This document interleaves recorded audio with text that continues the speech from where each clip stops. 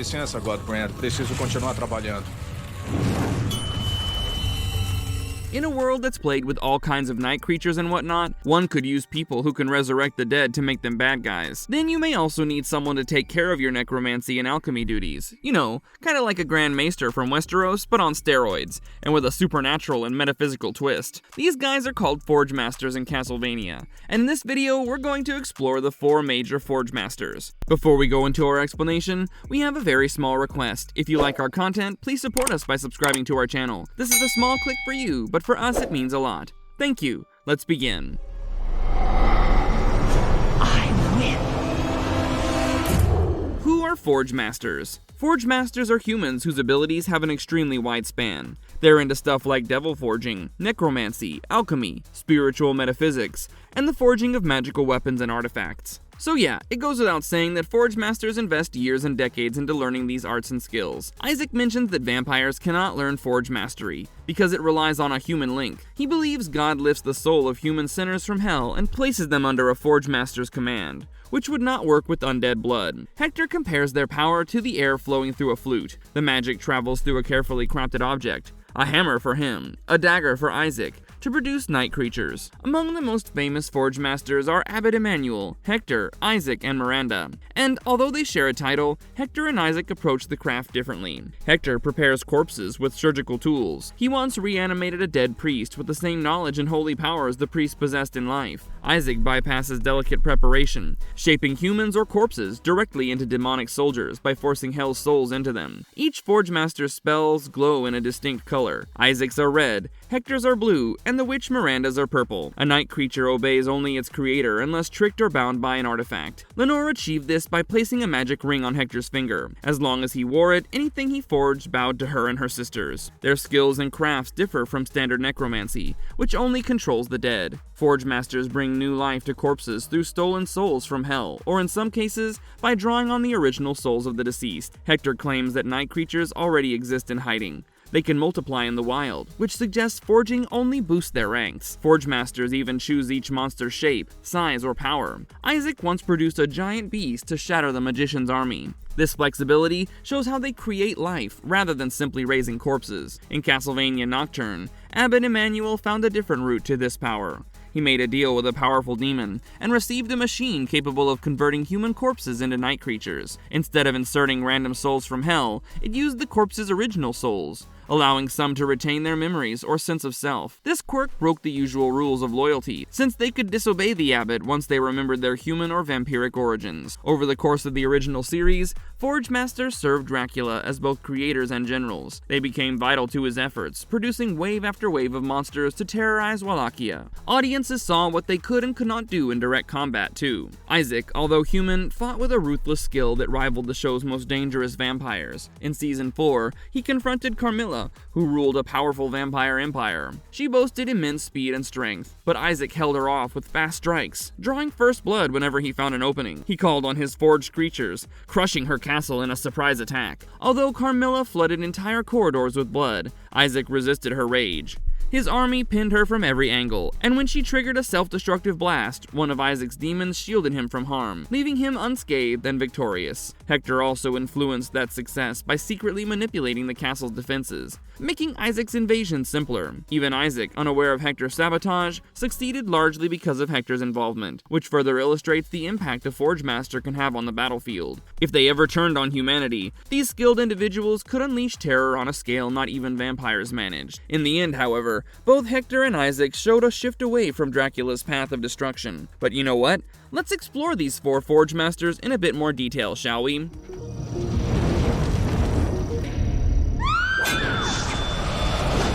Hector. Hector serves as one of Dracula's 2 human generals in the Castlevania animated series, and uses a hammer to resurrect dead creatures and infuse them with demonic souls. Unlike most necromancers, he believes his creations are truly alive. His forging gifts first presented themselves in childhood, when he brought deceased animals back to life. His parents despised this power, and he escaped their cruelty by burning down his home. Dracula eventually found him in Greece, and was quick to appreciate Hector's unmatched skill for building an army of corpses. Hector differs from his fellow Forgemaster Isaac in both philosophy and practice. He carefully prepares bodies, restoring their original traits or granting them specific shapes, sizes, and powers. Animals revived by Hector sometimes retain their memories, which underscores his belief that Forgemasters create life rather than manipulate corpses. He also understands alchemy, spiritual metaphysics, and magical craftsmanship. This range of knowledge allows him to forge specialized weapons and items, as well as conjure intricate magic barriers. He often uses a talisman and carefully placed markers to trap foes or open secure routes. Though he once sided with Dracula, Hector harbors mixed feelings about humanity's extinction. He hates humans for shunning him,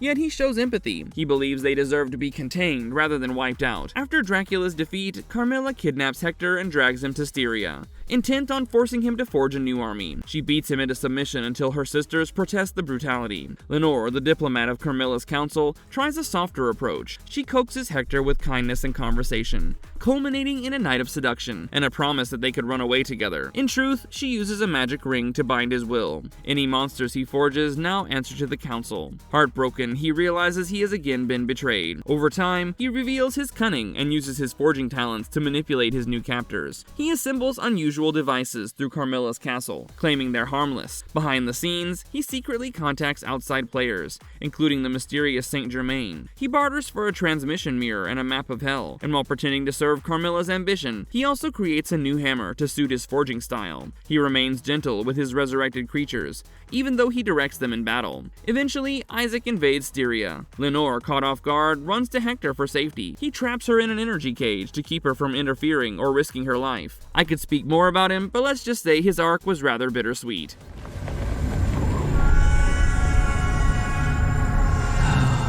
Miranda. Miranda's past remains largely a mystery, but her role as a Forgemaster in the Castlevania series speaks volumes about her extraordinary and exceptional abilities, and the threat she once posed. As a seasoned Forgemaster, Miranda wields the power to create and control night creatures, turning corpses into loyal servants through her dark magic. Her story begins in a quiet village that fell under the shadow of a powerful magician who enslaved its inhabitants. Unlike many, Maria resisted the magician's control thanks to her innate magical prowess. However, her strength had waned with age and she became helpless. Years later, during his quest for revenge, Isaac Belmont stumbles upon this nearly deserted village. There, he meets Miranda, an elderly woman with fair skin, short wavy gray hair, and striking cyan blue eyes. Despite his fearsome demon horde, Miranda remains calm and unafraid, instantly recognizing Isaac as a fellow Forgemaster. She explains that the magician aims to build a city-state by enslaving people from surrounding villages, including hers. Initially skeptical, Isaac doubts her claims, especially since she couldn't stop the magician herself. Miranda's abilities as a Forgemaster are both impressive and tragic. She can create night creatures from corpses,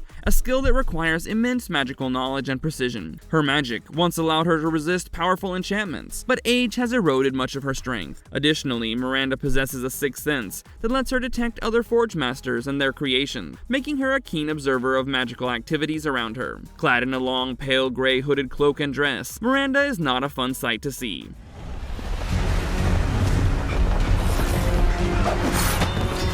Isaac. Isaac is also a Forgemaster in Dracula's service, who's capable of using magic to animate corpses and convert them into night creatures. He relies on a special dagger and his deep understanding of necromancy, alchemy, and hidden knowledge. Years ago, he was a slave who learned advanced magic from forbidden books. He killed his cruel master after being lashed for studying on his own. This drove him to despise humanity and join Dracula's cause. Isaac stood at Dracula's side, loyal to the death. He recognized treachery in the court and removed threats without hesitation. When Dracula moved his castle above the Belmont Hold, Carmilla betrayed him. Isaac wanted to fight, but Dracula opened a portal, pushing Isaac to safety in the Sahara. Separated from his master, Isaac vowed revenge on those who betrayed Dracula. His Forgemaster abilities fueled his quest. By inserting demonic souls from hell into fresh bodies, he amassed an army of unstoppable beasts. He also discovered a magical distance mirror that showed him Hector was still alive. Determined to punish Hector, Isaac recruited more corpses and boarded a ship bound for Genoa. paying the captain in exchange for passage. The captain challenged Isaac's worldview, encouraging him to seek a path beyond simple vengeance. Isaac still focused on eliminating the traitors, but he carried this conversation with him. Isaac's travels led him to a besieged city, ruled by a powerful sorcerer. The magician enslaved everyone with mind control. Isaac scaled the tower, killed the wizard, and added the town to his growing domain. He repaired the buildings, buried bodies unsuited for forging, and began thinking of a broader plan for the world. Encouraged by a night creature named Fly's Eyes, Isaac realized he could redeem damned souls by forcing them to serve his command. This allowed him to feel he was making the world better instead of only destroying it. At last, Isaac arrived in Styria to confront Carmilla and found Hector in the castle. Hector offered his life, but Isaac refused. He no longer cared about petty revenge. Instead, he worked with Hector to trap Carmilla in her throne room, then led his forces into battle. Isaac wounded her fatally, and she chose suicide by triggering an explosive blast. Isaac survived and met with Hector afterward. They agreed to leave Dracula in peace. While Hector wanted a quiet life, Isaac decided to forge his own future. He would rule Styria, guiding people with the power he once used to annihilate. Through forging, he found a new purpose, that of redeeming souls and shaping the land he had conquered.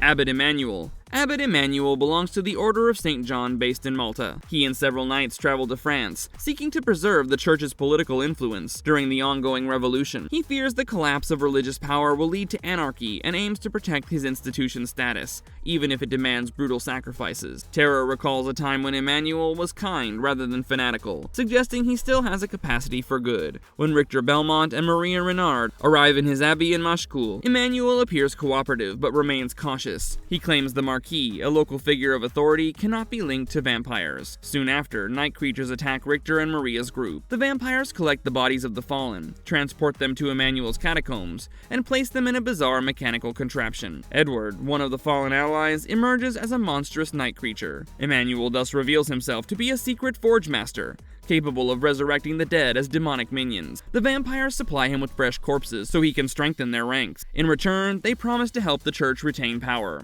Emanuel's forging device uses an Enochian spellbook to gather souls from hell. Unlike Hector and Isaac, who channel forging through hammers or daggers, Emanuel depends on his massive machine for results. Olrox, a powerful vampire, steals the spellbook, threatening Emanuel's power. During a confrontation in the catacombs, Emanuel halts Jolta Zuentes from killing Maria, insisting the bargain never included murdering children. Later, he visits Terra and reveals he is Maria's father. Maria wants nothing to do with him, disgusted by his betrayal. Soon, Erzsébet Bathory arrives in France and demands further demonstrations of Emanuel's loyalty. Jolta pushes him to sacrifice Maria. When Maria comes to the abbey, Emanuel prepares to place her on the altar as proof of his devotion to Bathory. Richter, Terra, and Mizrak intervene. They free Maria, but Bathory appears, defeating everyone except Terra, who offers herself in Maria's place. Emanuel watches in dismay, powerless to change the Vampire Queen's demands. Later, Emanuel prays at the graves of his fallen subordinates. Edward, now a night creature, questions why the abbot prays for these humans, but not for the other corpses he transformed. Called to a sanctum, Emanuel resurrects the dead vampire Jolta on Bathory's orders. He claims the device only works on human bodies, but he must obey. He then regrets his actions, knowing Jolta will never follow him. Maria confronts Emanuel in his chapel and wields dark magic taught by Terra. Emanuel pleads with her, insisting he doesn't want to harm her.